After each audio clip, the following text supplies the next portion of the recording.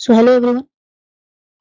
Uh, today's session is about UNESCO World Heritage Sites, जिससे कि आपको पता ही है कि क्वेश्चन आते ही आते हैं। तो इससे रिलेटेड सारे स्टैटिक और इम्पोर्टेंट क्वेश्चंस हम लोग कवर करेंगे। So let's start the session.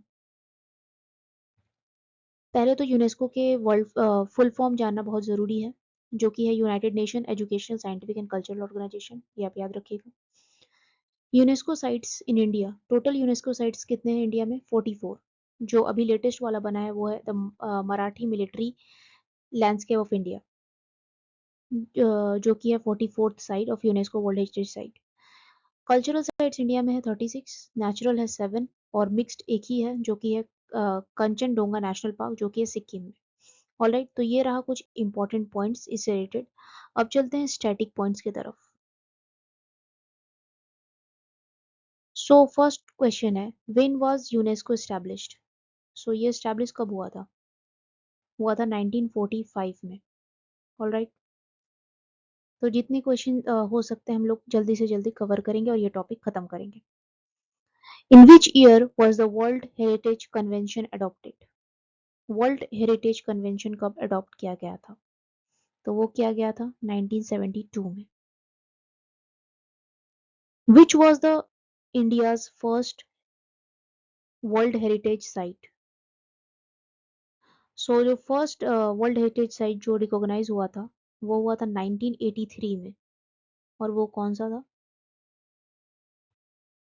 वो था Ajanta caves. Alright,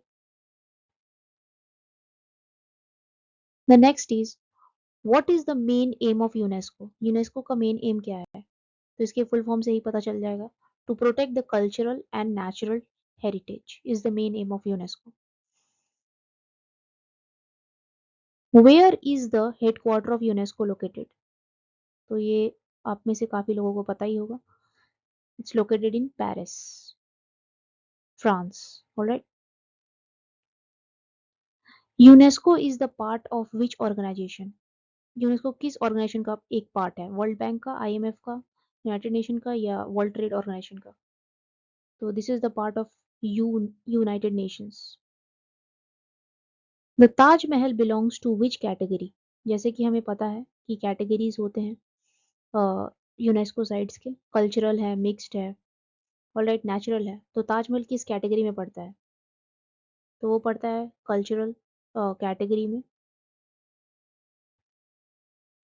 which Indian state has the highest number of UNESCO sites? कौन से इंडियन स्टेट में सबसे ज्यादा यूनेस्को साइट्स पाए जाते हैं? तो वो पाए जाते हैं महाराष्ट्र में। Maharashtra has the highest number of UNESCO sites in India. How many countries are members of UNESCO? Total members कितने हैं यूनेस्को के?